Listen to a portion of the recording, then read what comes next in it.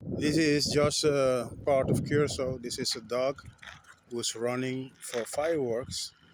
He just lost his destiny.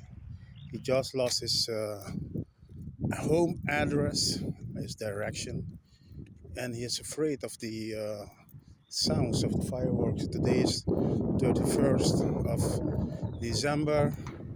We are about 6 o'clock now, and people start throwing fireworks, and it's great, but it's not a blessing for the animals, for the cats, for the dogs, all other animals.